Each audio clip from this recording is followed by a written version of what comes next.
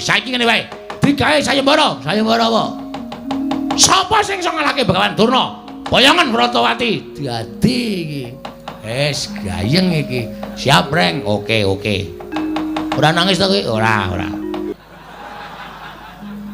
Sabar sareh. Lenggah sing prayogi mriki, lenggah mriki. Ngapurancang ning ngarepe ratu kok malang kerik sak penake dhewe. Anggon rokok mboten? Ora. Go tak caosi. Niki ngembing rokok dum-duman. Kapok ora kowe sencaki kalah karo Bagong. Niki niku sing nesu dudu sampeyan kudune. Nek sing nesu sampeyan nek beda lakone. Aku arep mulih aku. Mulya kan ora ana sing ngewangi kowe. Petruk ora ana, kowe biasane, Tru. Aku arep mulih ta, Tru. Saiki mulih aton juang tenan kowe. Kowe kejem bang karo aku, Kang. Bapak penemban lajeng wangsul. Balya. Kowe kok dadak sambat karo aku.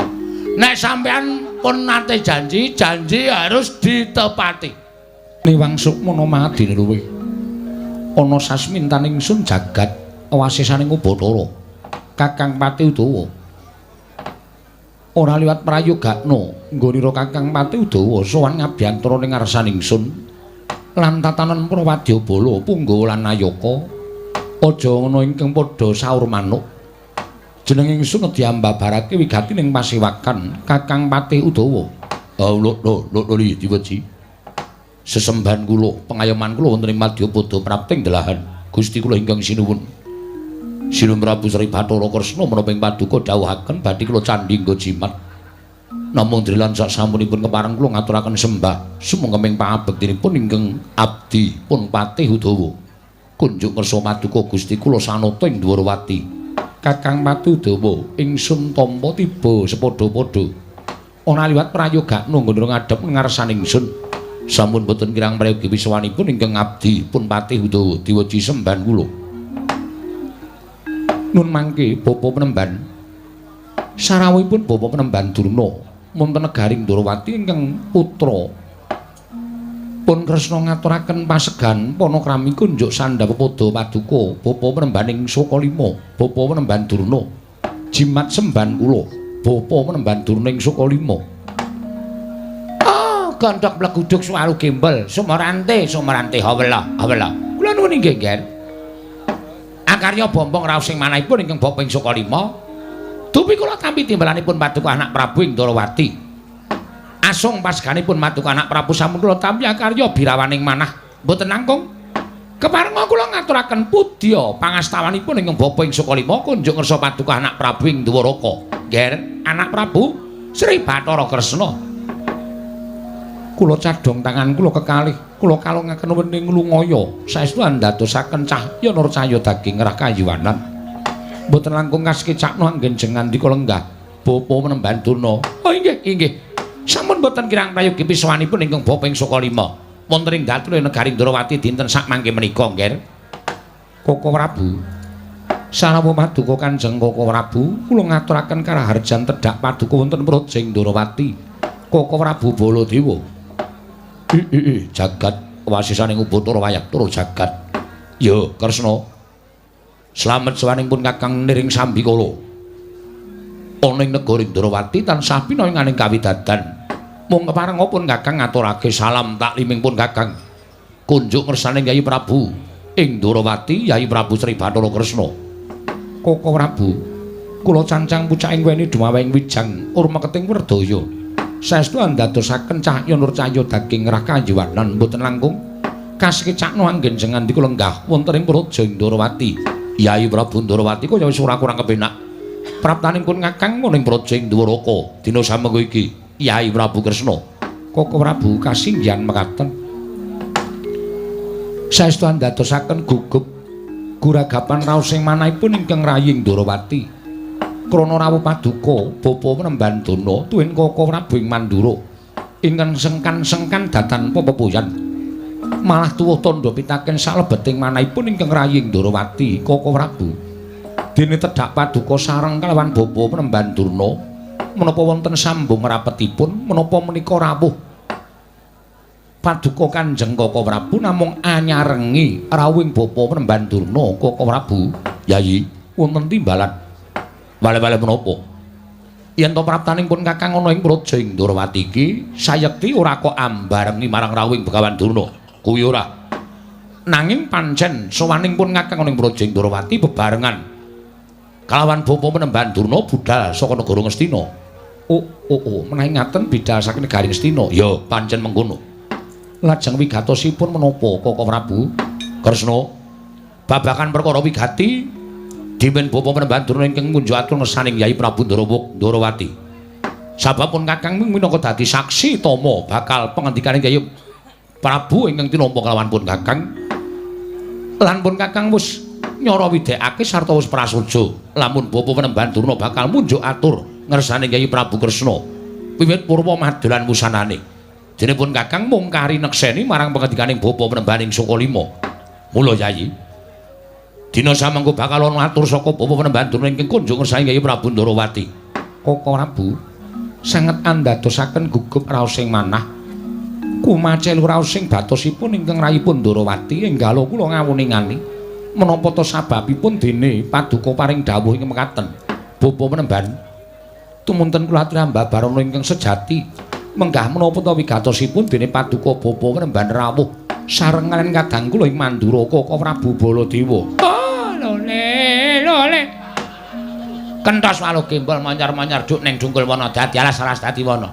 Lho nggih, Ger.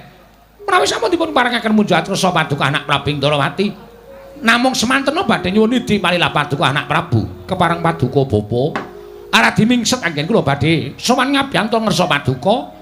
Sampun ngantos duna dungkap anggen Paduka badhe nampi dhateng aturipun ingkang bapa ing Sukalima. Kula sumanggaken bapa Penemban Durna Purbawasisa wonten asta Paduka bapa Penemban Durna ing Sukalima. Oh inggih matur nuwun, Ger, matur sembah nuwun tanpa pepindhan. Hanjrah ingkang Basitarum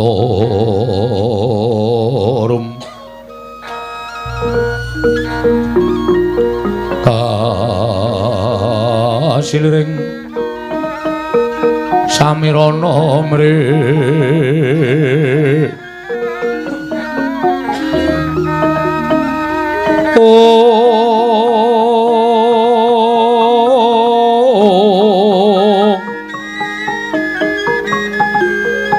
Sekar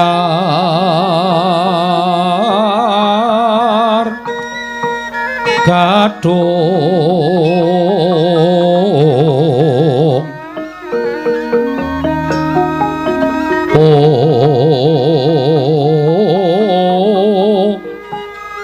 ngas gandanyo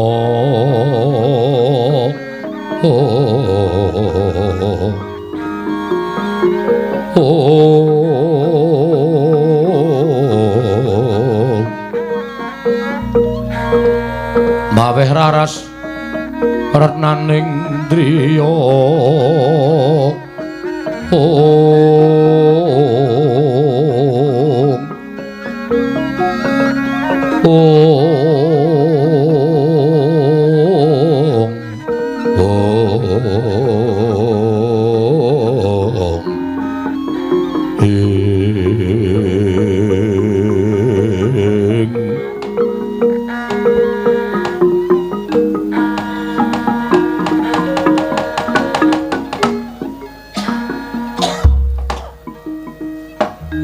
menika mekaten nggih, Ger.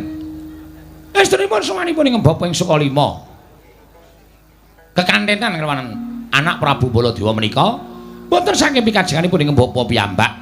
Namung dapur dipun utus dening anak Prabu Duryudana. Lho, dipun utus dening Nyai Prabu Ngastina. Inggih kasinggihan mekaten. Lan mugi andadosna ing kawuningan. Bilih sampun kondhang kabiyara jagat menika persasat keberbeken dhateng ngumandhangipun negari Ndrawati. Menika mboten sanes kejawi namung ujaring kathah sami nyebataken bilih negari Ndrawati menika wonten satunggiling sekar ing nedeng ambabar Ganda Arum. Saengga kathah para raja nerpati, para satriya, para brahmana lan para kawula medhahipun wong loro saudon telu sauripan ingkang kepengin sanget amethik sekar menika kala wau. Bapa Penemban ingkang dipun kersakaken menika kados pundi? Ingkang kula sebat sekar menika kala wau mboten sami kejawi namung paduka menika anggadhahi putra putri wujudipun wanita utawi wanodya ingkang sampun ndungkap dewasa. Nuwun sewu. Miturut mbak ingkang kathah sami nyebataken bilih Nalendra ing Ndrawati dinten sakmangke menika kagungan putra inggih menika ingkang wewangi Dewi Wrantawati. Kula nuwun mapunten. Kabar ing mekaten menika kala wau menapa kepara saestu menapa namung kandhek wonten ing pekabaran ger jagat wasisaning Bathara. Bapa Penemban, apan kepara saestu bilih kula kagungan atmaja ingkang namipun Wrantawati mongko nyatanipun leres pangandika paduka. Titikel nggan sakmangke sampun ngancik dewasa. Kathah para raja Nerpati ing sami kepengin ngayunaken atmaja kula winengku garwa. Oh, nek ngaten cocok. Cocok kalian menapa ing dipun aturaken wayah kula inggih menika Lesmana Mandra Kumara. Sabab sampun wonten setunggal candra menika Lesmana menika gandrung-gandrung kapirang. Lesmana menika kayungyun tuwin kapandhuk beda ring katresnan. Sareng dipun dangu dening anak Prabu Duryudana mboten wonten atur saking putu kula Lesmana Mandra Kumara kejawi piyambakipun menika kapilut turideng asmara. Kapandhuk curigeng asmara inggih menika kapilut katresnan kanpun ingkang putra Dewi Wrantawati. Nah, tumunten anak Prabu Duryudana menika utusan dhateng Bapa ing Sukalima supados sowan wonten negari Ndrawati ingkang wigati angebon-bon encangan jejawah sonten. Kula minangka dados wakilipun anak Prabu Duryudana anglamar nedhi amboyong dhateng putra-putri paduka inggih menika pun Dewi Wrantawati badhe kadhaopaken kanpun Lesmana Mandra Kumara. Menika nggih menggah wigatosipun dening Kang Bapa Sukalima sowan sarengan kan anak Prabu Baladewa. Kresna wonten maring adhawu. Kejaba Bapa Penemban Durna ingkang pinasran bab kelakon lan lorane Wrantawati binaya marang negara Ngastina. Iki pun Kakang uga pinasran Purbawasesa kelawan Yai Prabu Ngastina. Supaya gawe srana Wrantawati kelakon kadhaupake kelawan Lesmana Mandra Kumara. Sabab pitunganing Yai Prabu Ngastina pun Kakang kuwi kadange werda Yai Prabu Kresna. Mula yen to pun Kakang minangka dadi saksi tama bakal aturing Bapa Penemban Durna ingkang konjuk Yai Prabu Ndrawati iki mengko siadi ora bakal kabotan maringake atmajamu Wrantawati bakal didhawuh kelawan Lesmana Mandra Kumara. Kresna kula wonten paring adhawuh ngelingono Yai. Lesmana kuwi nadan anak ratu nanging duweni nasib sebel sial. Lesmana kuwi nadan duweni utawa duweni kabejan minangka dadi anak ing Nalendra nanging Lesmana kuwi kedunungan sebel sial. Buktine pendak-pendak areng ngayunake suwijining putri tansah gagar wigar, pendak-pendak ngayunake wanita ora kelakon. Mula sakedhakan iki tak suwun kanthi banget Yai Prabu Kresna nglelakna putramu Wrantawati bakal binaya marang negara Ngastina ingkang wigati kadhaupake lawan Lesmana Mandra Kumara. Yen to kateman kaya mengkono iki mengko kelakon Yai Siadi bakal nambak susah penggaling Yai Prabu Ngastina. Siadi bakal gawe tentrem lan ayem ing penggaling Yai Prabu Ngastina. Sabab solah bawan Lesmana ingkang nandhang gandrung mau sayekti ora kok ngliling seming Yai Prabu Duryudana dhewe. Nanging persasat kabeh para pinisepuh lan para punggawa Nayaka Ngastina padha isin nyumurupi kahanan Lesmana Mandra Kumara. Ingkang persasat aduh kaya dene wis koncatan akal. Ingkang persasat kaya dene wis koncatan nalar. Solah bawane kaya wong edan. Solah bawane kaya wong bambung tulut ngulurung. Mula Kresna reksanen asmaning pun Kakang. Reksanen asmaning kadamu Werda ing Mandura. Srana siadi maringake atmajamu Wrantawati bakal tak boyong marang negara Ngastina. Sabab yen iki nganti gagal pun Kakang ora kelakon boyong Wrantawati marang negara Ngastina. Apa ora teges pun Kakang kuwi memirang kelawan asmaning pun Kakang dhewe. Monggo pun Kakang wis saguh bakal ndhawuhake Lesmana Mandra Kumara antuk putramu Wrantawati. Oh, monggo nggih pratri menggalih. Mesakaken ingkang ngraka anak Prabu Baladewa lho nggih. Anak Prabu Baladewa sampun prasapa wonten ngarsanipun anak Prabu Duryudana bilih sarana priyambakipun panjenenganipun nderek rawuh wonten negari Ndrawati mriki sagedipun temtokaken Wrantawati tertentu badhe kaboyong dening ingkang Bapa ing Sukalima kelawan ingkang Ngraka ing Mandura. Mari paduka anak Prabu menika ngersakaken lintu-lintu menapa? Mas Picis Raja Brana Peni Raja Peni guru bakal guru dadi. Menika badhe kula aturaken. Kula aturi paring dawuh. Menapa Paduka Prabu nyuwun lintu negari, monggo kula aturi paring dawuh. Negari pundi kedatipun bedah. Mangke para sata kula sagam bedah negari menika kapisusuk kanthi Paduka Prabu Indrawati sarana lintu Atmaja Paduka inggih menika pun Dewi Werantawati. Oh, monggo Tongger. Mesaken dhateng Bapa ing Sukalima. Mesaken dhateng Lesmana Mandrakumara. Lesmana menika badhe pikantuk pergiwa kawon kaliyan Werkut sapa Gatotkaca. Lesmana menika badhe pikantuk pergiwati kawon kaliyan Pancawala. Lesmana menika nuwun sewu. Badhe nggayuh bakul angkringan ora krakon. Menapa mboten nami sebel sial Lesmana menika? Mangga nyatanipun samangke menika sampun mboten kados dene lare ingkang akalipun genep. Pendak dinten turut melurung tetembangan kados dene tiyang ingkang sampun ical akal warasipun. Kula aturi paring dawuh monggo. Menawi kados Paduka Prabu menika mboten maringaken Werantawati dhateng Lesmana Mandrakumara menika mangke kula nyuwun sewu. Panjenengan menapa badhe mentala nyumurupi anak Prabu Duryudana ing Ngastina menika dari nandhang kesisan ingkang langkung lebet ger. Bapa Penemban. Kula wonten maring dawuh. Kula nuwun sewu. Tiyang sepuh mala kramakaken dhateng atmajanipun menika gegaranipun tumrap kula inggih menika katresnan. Mergi menapa? Tiyang nglampahi katresnan menika menawi keplok mboten tangan kalih menika mboten badhe sae kedadosanipun ngibaratipun tiyang keplok menika kedah asta kalih ingkang kakung nggadahi raos tresna ingkang putri nggadahi raos tresna menika tumrap kula menika mangke menawi dipun palakramaken badhe manggih kulawarga ingkang sae lan boten badhe mandheg wonten ing margi Bapa Penemban. Oh, leres-leres menika pancen keplok menika kedatangan kalih. Nek boten tangan kalih umpama tangan siji nang sirahe kancane rak menika naminipun boten keplok ning ngeplak. Inggih.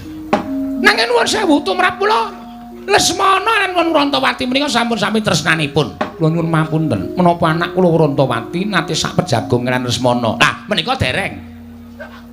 Menika dereng. Namun kula nyuwun sewu wonten tetembungan piyai sepuh nyebataken tresna kuwi jalaran saka kulina. Lho, nggih ta? Kresna menika jalaran saka kulina. Tresna. Inggih, maksud kula tresna mboten kresna. Menawi kresna panjenengan, inggih. Tresna menika jalaran saka kulina. Inggih, Bapa Penemban. Dipun menapak-menapakno menawi pendak dinten Srawung menika nuwun sewu, saya suwe ketukulan rasa tresna. Menika yakin bola-bokin. Inggih. Contonipun kula nggih. Kula menika lan ibunipun Satama menika wiwitanipun inggih boten tresna. Nanging nyatanipun saya dangu kula saya kerep sapa gedhokan. Tumeli ketukulan rasa tresna. Nuwun sewu lho, menika antawisipun tiyang kalian satu kewan kemawon saged ketukulan rasa tresna. Menapa malih menawi tiyang kalian tiyang menika nuwun sewu kula wangeni 7 dinten kemawon. Menawi Srawung saben dinten pendak-pendak kepethuk, pendak-pendak sak pejagong, pendak-pendak omong-omongan. Toh menika saged njajaki dhateng batosipun piyambak-piyambak. Lajeng tumuli ketukulan raos rasa tresna. Menika mangke menawi Werantawati kabaya wonten negari Ngastina menika mboten kok lajeng dipun dhaupaken. Ning disrawungke dhisik karo Lesmana Mandrakumara. Disrawungke supaya bendina ketemu, bendina iso omong-omongan, bendina iso sak pejagong. Menika mangke menawi dangu sangsane dangu tumuli ketukulan rasa tresna. Lah menawi sampun sami tresnanipun lajeng dipun dhaupaken mboten kok ujug-ujug diboyong terus didhauke lho. Menika mboten sae, menika mboten sae. Inggih. Mekaten Bapa Penemban. Inggih. Mangke menawi sampun sami tresnanipun ingkang badhe ngijapaken inggih menika Ustaz Tugiyana. Amargi kala wau sampun paring dawuh. Lesmana menika tasih Jaka. Werantawati menika tasih Kenya. Tegesipun panjenenganipun tertentu sagah ngijapaken mergi menawi menapa ingkang sampun kagungan garwa lan ingkang sampun mengku dening priya menika mboten purun ngijapaken. Inggih, Bapa Penemban. Inggih, menika nggih. Monggo kula aturi paring dawuh. Mangke dipun papanaken wonten ing kasatriyan Saroja Binangun. Dados tunggal kaliyan Lesmana. Mangke lajeng pendak dinten pinanggih, lajeng ketukulan rasa tresna kaliyan Lesmana Mandrakumara. Kula ingkang badhe nggathukaken. Kula mangke saben dinten ugi badhe mapan wonten ing kasatriyan Saroja Binangun. Lupute tresna karo Lesmana, ya tresna karo aku. Bawaduna kok kados mekaten pangendikaanipun. Wah, wong niki sambil menyelami numair. Ning boten kenging mekaten.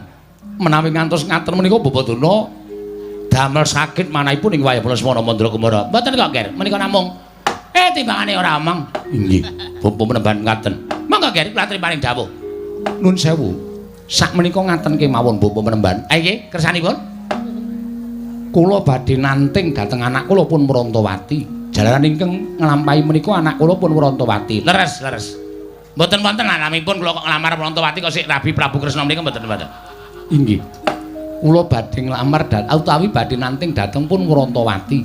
Menawi Mrantawati menika purun kadhaupaken monggo kula aturi mboyong. Nanging menawi Mrantawati anak kula menika mboten purun dipun dhaupaken lan Lesmana, yen nyuwun pangapunten. Nuwun sewu paripaksa kula mboten saged nyaosaken anak kula pun Mrantawati. Mergi kula kuwatos. Menawi anak kula menika mboten tentrem, tuwin mboten bingah anglampahi mangun bali wisma kaliyan Lesmana, menika sami ugi kemawon jejuwing dhateng raosipun tiyang sepuh lho Bapak Penemban. Sidhem jroning pasewakan wadya agung tanpa sabawa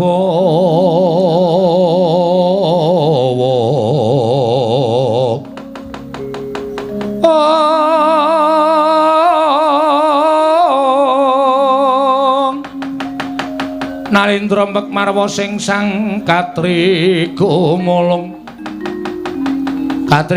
mangrembak ing wadya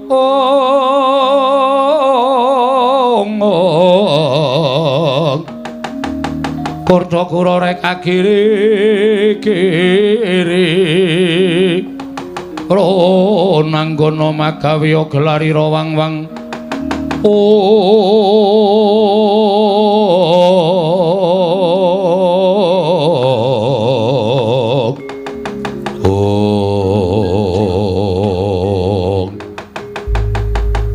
Sidhem tanana ingkang samyanya bawa samya midhangetaken pangandhanipun nata ing Ndarawati Sang Prabu Sri Bathara Kresna ingkang pungkasan dadosaken tidhem madyaning pasewakan negaring Ndarawati nalika semanten datan mubah datan musik nata ing Dwaraka nganti kaya pratima kencana pratima tegese golek kencana Mas sumara cayane nganti kaya golek kencana nglenggahi kanya pinangka wardu kanyut urjane ganten wardu jan wangansa nginang durung abang durung manding dasaring pertolo kasaru geger njaba piyak ngarsa tangaping murika sebal bonamu apa to kang dadi darunane ora ana macan ruwa rangke gajah medhot saka Wandilan kejawi namung sawanipun utusanipun ki ora Petruk kanthong bolong saking Karang Tumaritis nenggih ingkang Raka ki ora Garing wiwah ingkang Rayi ki ora Bagong ingkang wantun minggah Datulaya nyerpepeh pindha sata metarangana karya kagiat kang samya mulat Koko Prabu dereng ngantos purna anggen kula nampi pangandhanipun Bapa Penemban Durna menika mboten san pangling ingkang sowan Panakawan Pandhawa lho la iya la iki kok malah Bagong karo Garing ting gruduk sowan ning Ndarawati iki wigati napa mestine sowan ana negara Ngamarta wong nyatane dheweke kuwi abdining para Pandhawa lah kok malah padha ting gruduk sowan ning Praja Ndarawati nanging Kresna nadan dikaya ngapa si Adi tau tati nampa pangudanging Panakawan ora ketamung sedhela iki uga abdi Ndarawati mbok menawa ana panyuwun saka Bagong lan Garing tumuli timbal napa wigatine Koko Prabu kasinggihan mekaten kasekecakna ingkang langkung prayogi ya Kresna pun Kakang bakal midhangetake ngeten lho apa wigatine para Panakawan sowan Praja Ndarawati Panakawan Bagong sawise satata padha kanthi harja sak praptamu Panakawan Bagong Nonamit pasang Kalimantabe tinebena ing ladune dumawahing tawang towang sinuwun kemareng kula ngaturaken sembah sumungkeming pangabekti kula kunjuk sandha pepoda paduka Gusti kula ingkang sinuwun Sang Prabu Sri Bathara Kresna. Iya Bagong ndak tampa.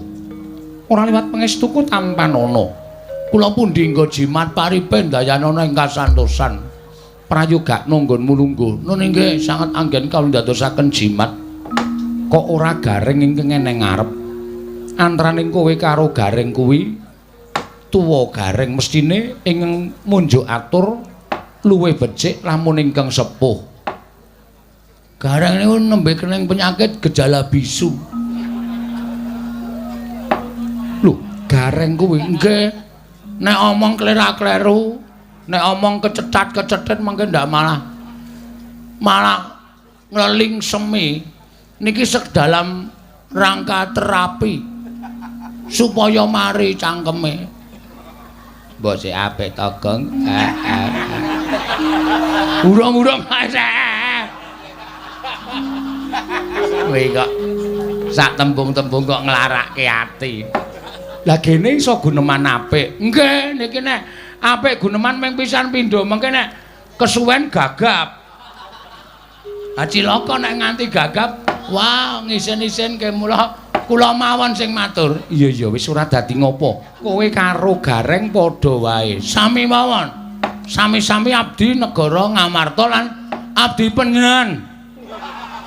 Sinuwun Prabu Sri Bathara Kresna. Iya Bagong. Nune nggih. Sapa iki? Kok kaya wong kepenyak cengele. Bagong wae padha raja sapraptamu Bagong. Woi, Penemban Durna. Oh iya. Loh, sampean salah alamat. Loh, salah alamat piye? Kudune nek Durna metu niku jejere Ngastina. Niki Ndarawati kok sampean melu teng mriki. Oh, aja kleru penampa Bagong. Aku sowan ana ing Praja Ndarawati ana wigati bakal tak aturake marang anak Prabu Sri Bathara Kresna. Oh, mekaten. Iya. Slamet tekamu, wilujeng lering Sambikala. Bekti kula kunjuk Penemban. Oh iya tak tampa. Pangestuku tampanana. Kula pundi nggo jimat paripe dayanana ing kasantosan. Gareng kowe padha raja sak praptamu, pangestunipun Penemban Durna wilujeng niring Sambikala. Ngandel ora. Kesuwen mesti gagap. Oh tak tampa lho gawe pangestuku tampanana. Kula pundi nggo jimat paripe. Dayanana. Raos sing batos kuku kula Penemban. Wah, isin tenan aku. Sesuk nek aku lunga rasa melu reng. Lah melu ya ora apa-apa.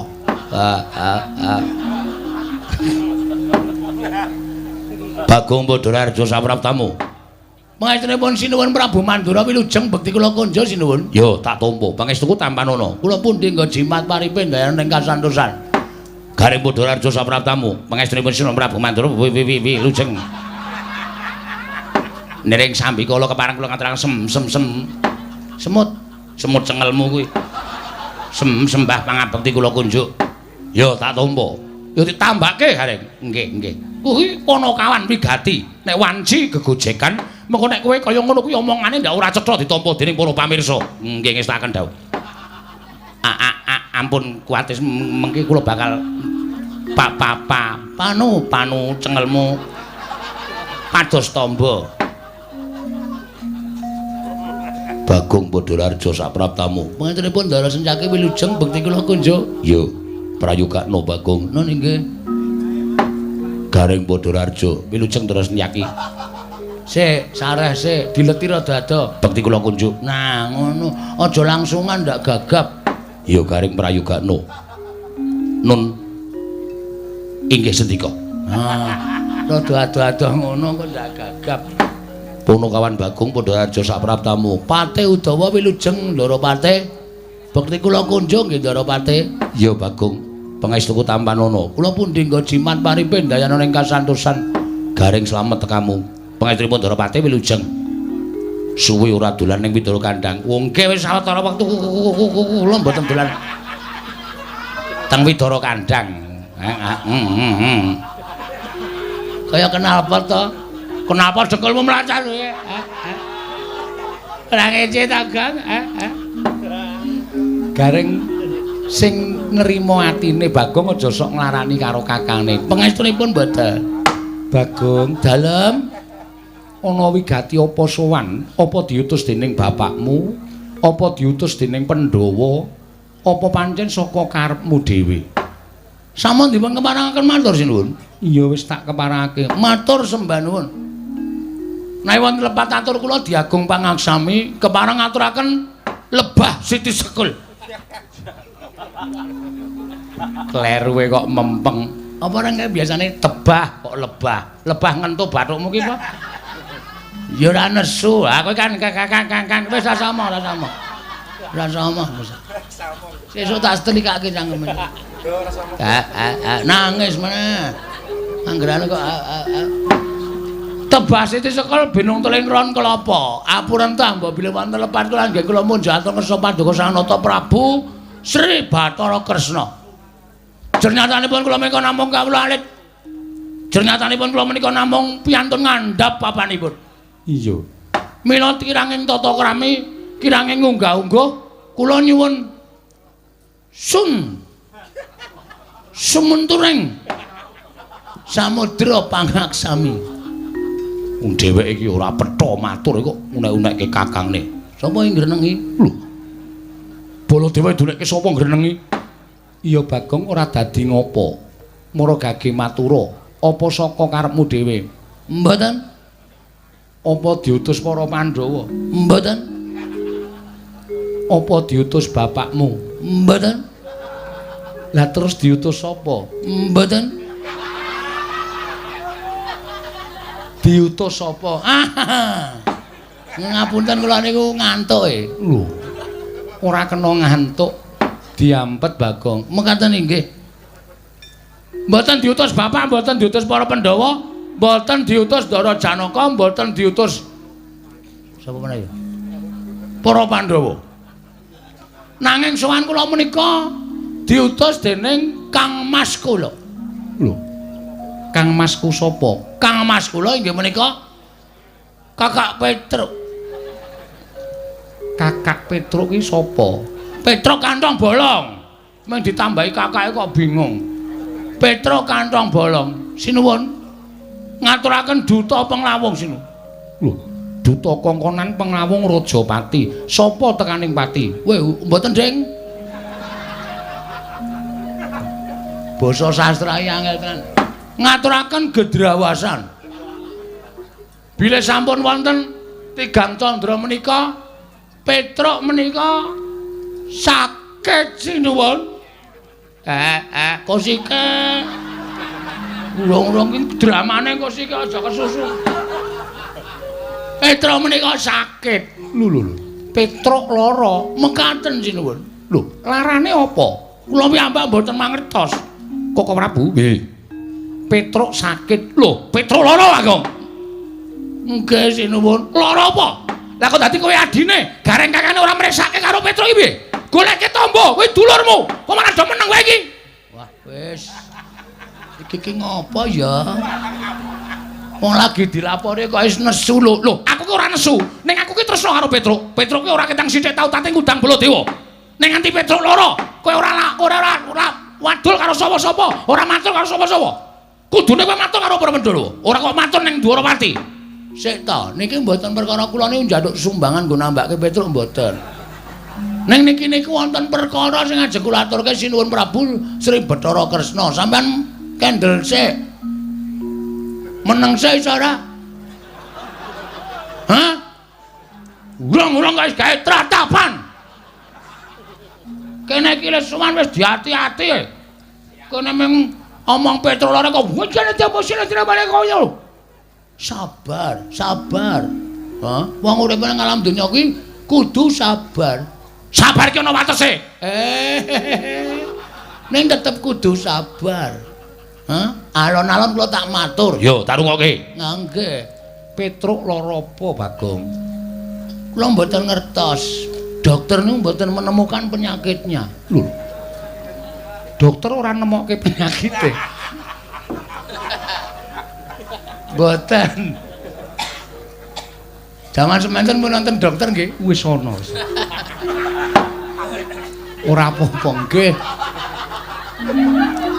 Kula gawa teng Pak Mantri niku, Pak Mantri malah men nyedaki bakul kuwaci. Jan wis ora tata. Awang di teri wong lara kok blas ora dipriksa. Malah dhek ngombe obat sedina ping 3 jan wis.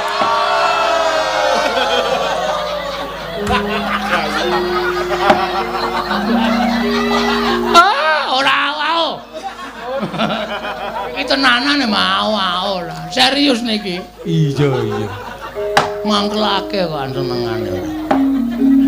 Lah terus sapa sing goleki penyakite utawa lelarane Petruk? Ha, nalika semanten kula pun matur ta niku kula presake teng dukun nggih dukun niku pun diteropong nggih. Napa jenenge kok? Semprong. Semprong diobong terus ditonton ngangge semprong niku jarene mboten wonten penyakite. Kula Petruk niku biasane nek kumat-kumatan niku nganu vertikal. Apa penyakit sing sirahe mubeng? Oh, vertigo kok vertikal. Vertigo.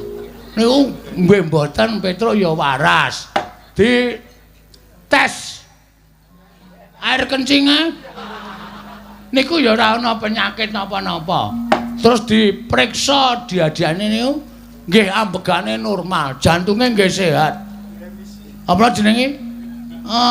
Paru-paru nggih apik, monggo Petruk rokoke ra bantre ra jamak-jamak to. Kula kan ngerem ngene kampas entek. Pancen kula ngajar Petruk niku. Trombok le ngrokok iki direm kampas entek ego wis ben blong ya men ngono. Ha, paru-parune ya apik. Terus pengeluaran ya apik. Pokoke kabeh normal. Terus kula niku bingung lha kowe jane lara apa ta, Tru? Lara kok mangane biasane sedina ping 3 kok sakniki ping 5. Lho, mangane malah akeh. Mangane malah akeh. Awake saya lemu nika. Kok lara? Ning pancen awake panas. Nek kula demek ngangge telapak tangan niku kira-kira ya 58 derajat. Kuwi panas banget lho, Bang. Nggih. Wong kula bathuke kula nggih goreng tempe barang.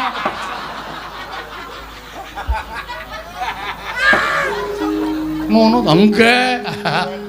Panas tenan. Bathuke kula demek niku panas terus kula kei lenga klenthek terus kula dalahi tempe pletik-pletik lho to. Bathukmu iso kaya wajan. Iya. Nganten niku. Sawijining dina Petruk nika gelem omong. Lho, Petruk gelem omong. Nggih, Truk. Mbok omong ngono kuwi, Truk. Gong, Reng. Aku arep omong karo kowe. Aku jane ora lara. Ning awakku lemes kaya ora duwe kekuatan. Mergo aku ki mung kepengin nagih janji. Sapa sing janji karo kowe, Truk? Omong. Nek pancen ana menungsa sing wis tau tate janji karo kowe ora ditepati, kowe kandha tak paranane, tak dodoke korine, tak kinange gambir karo suruhe. Kuwi tembunge wong lamar. Apa? Iya. Tak dodoke korine ra sikate wonge. Lah. Ben bulanang mbok wedok asikat. Aja nekat ta. Ayo ta Reng. Mata. Jebula Petruk niku bloko. Jebule kok jebula. Ya men to apa ta? Wong tembung jebule karo jebula iki padha wae kok men kanthi daerahe kok. Jebule Petruk niku bloko. Nek sing janji niku Prabu Kresna. Prabu Kresna tau tate janji kali Petruk. Duk nalika lakon bangun jembatan bangun Candi Saptawarga. Bangun Candi Saptawarga. Sampeyan ngendika kali Petruk to, "Truk, nek kowe iso mbalekke pustaka Jamus Lima Sada, kowe esuk tak pek mantu." Ora. Kapan ya? Weh, lah iki iso tak glimpange tenan iki. Ngaku ora. Petruk matur ngoten niku lho. Sinuwun kudu emot Purwadasena. Nuwun sewu lho sinuwun. Sabda Brahmana Raja. Pangandikaning Narendra, pangandikaning pendhita menika kaya Wikresna tumaming drancang seta tan kena lumebek malih. Nek sampeyan dadi ratu menclah-mencle, esuk tempe, sore dele padha wae. Ngoten? Sampeyan bakal ora dipercaya dening para kawula. Sampeyan ora bakal dipercaya dening para nayaka. Sampeyan dadi ratu cecel kanalindrane. Ayo. Aku ora. Kusik Bagong tak iling-ilinge. Waduh. Suwi iki. Wis yamene. Dar limbukan jam pira iki kok. Dadak mikir bareng. Kusik-kusik. Apa jaman nalika ana lakon Prabu Bumi Loka kae. Nah. Jaman ana lakon Prabu Bumi Atlas. Bumi Loka karo Dewi Mustaka. Sapa ning? Ah ora ngerti kok. Sapa? Mau nek ora ngerti ki rasa melu.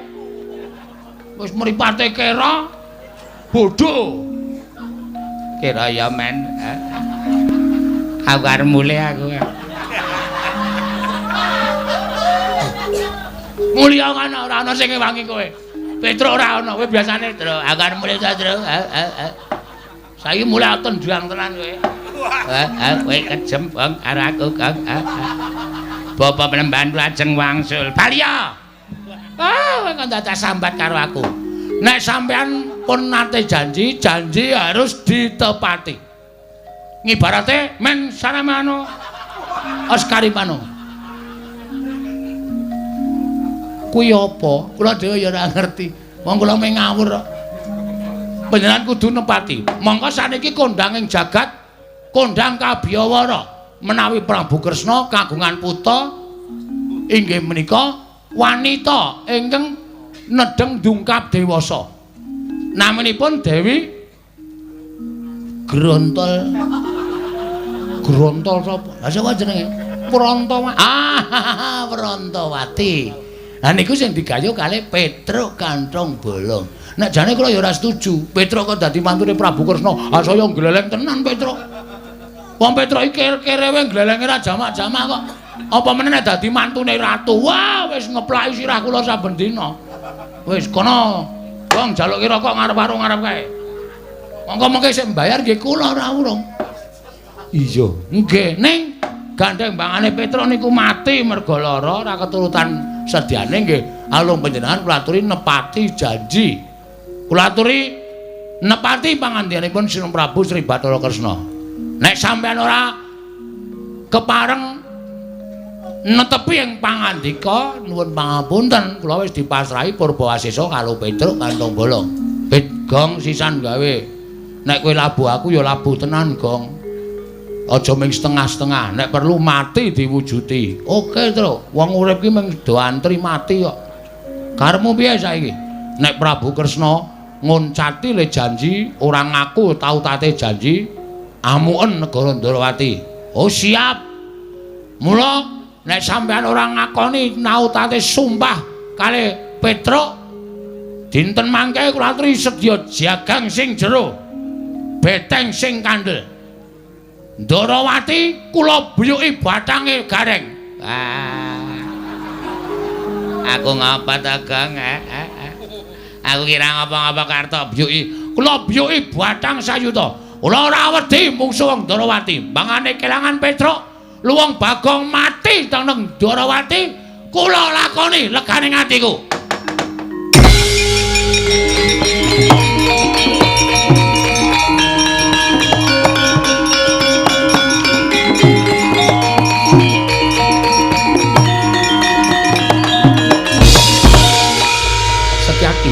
Timbalan. Kowe arep ngopo? Kula sajaipun kok panas krungu suarane Bagong. Dadi kepeti. Santai wae, ora usah dadak kemrungsung. Kowe mau guneman piye? Guneman nek Prantawati ora diwenehke Petruk, tak aturi jaga jagang sing jero, beteng sing kandel. Tegese kowe nantang karo wong Ndarawati. Ora, aku mareng ngejak sekap wong Ndarawati. Jagang sing jero, beteng sing kandel, piyone ana, mentrine ana. Kan kuwi main sekap.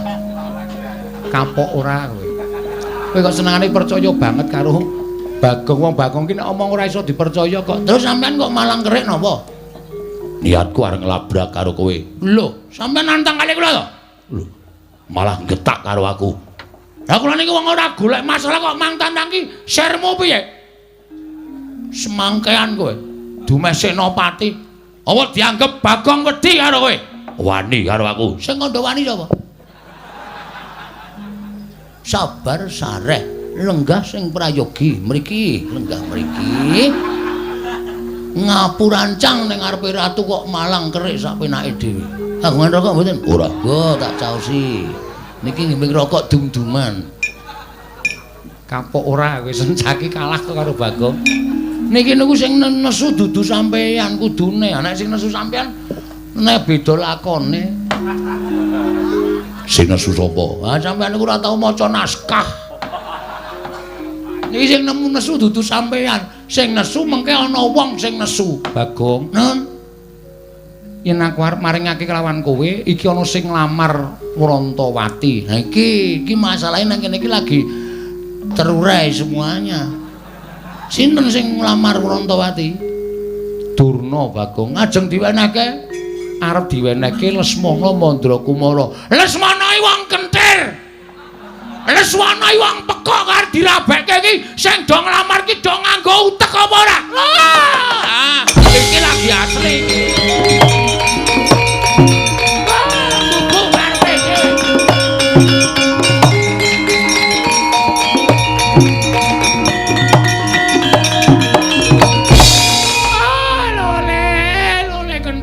Gimbal manyar-manyar. Joneng dungkul wana dadi alas dadi wana. Bagong, weh berkencang Pak Papong. Kali codhe sapa sing gawe? Wong edan ngene Bathara Rada barang dinggo. Kene nganggo istilah aku nek ora nganggo istilah ya rugi ya. Ngopo Begawan Durna? Kowe muni piye? Kresna aduh sorry sinuwun. Lesmana wong kentir. Lesmana wong edan. Lho, kowe kok iso ngaran Lesmana kentir ki sababe apa? Heeh, ora. Aku wis apal karo Lesmana wis suwe. Aku wis tepung karo anak Ngastina. Nek anak Ngastina kuwi pancen Ratu Ngastina mung duwe anak siji, ning nuwun sewu, anake rada ngene. Anake rada petuk, anake rada kentir. Mula nek Sinuwun Darawati ngrabekke Lesmana karo Wrantawati iki Sinuwun Darawati bakal tegel nampa kesengsarane anak, bakal tegel nyumurupi kasengsaraning anak. Mula nek Sinuwun Darawati maringake Wrantawati, aku ora ikhlas. Aku ora ikhlas. Ora ikhlase Bagong. Merga aku bakal kelangan kakangku ya kuwi Mas Petro. Nek nganti ora kelakon dawuh karo Wrantawati, Petro bakal lara. Nek Petro lara, gedene tekaning pati, aku kelangan. Nek ngono nang kene padha-padha ngalape Wrantawati. Saiki ngene wae. Digawe sayembara. Sayembara apa? Sapa sing iso ngalahke Begawan Durna? Boyongan Wrantawati. Dadi iki. Wis gayeng iki. Siap, Reng. Oke. Ora nangis ta kowe? Ora. Aku mungsuh Durna, kowe mungsuh Baladewa.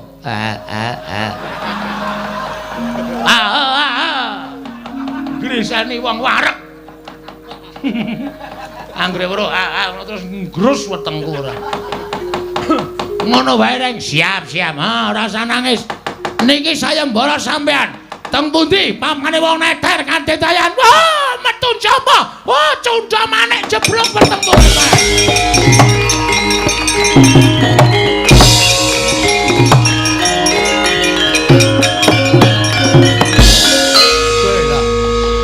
Iki kok ora nesu iki. Kepiye aku Durna wis dadi, Reng, ayo Reng. Digawe muntap, Reng. Carane, Nene, tak jak dialog. Oh iya. Iki sing arep nglamar Wrantawati iki wong loro, sapa wae? Durna karo Prabu Baladewa. Lho, Durna karo Prabu Baladewa. Durna wis tak tantang. Monggo Durna gawe sayembara. Upama Reng, upama piye? Upama Prabu Baladewa ki ngewangi Lesmana piye? Lho, ayo aku abot Petruk. Terus ayo. Terbuat dari kayu? Bukan. Ada rodanya? Bukan. Ditarik kuda. Udah. Ada pengemudinya. Udah. Iki kok malah bedekan iki piye to iki? Iya goblok banget to iki. Maksudmu kok kita takon nesu kok malah ada kudanya nyleprak bathumu iki piye? Ayo radong kok ya. Ora ngerti kok ya. Sing arep nglamar ki wong loro. Siji Durna, loro Prabu Baladewa. Reng, apa? Aku wis musuh Durna nek Prabu Baladewa melu nesu piye? Wah, Ratu Mandura ki wedine mung karo aku le. Ratu Mandura ki ora wedi karo sapa-sapa ning wedine karo aku. Nek kowe musuh Begawan Durna mungsuh para Sata Kurawa ora sadi. Nek kono Nata Mandura Prabu Baladewa melu-melu aku tandinge iblis lanat cangkepe sapa kowe muni kaya ngono.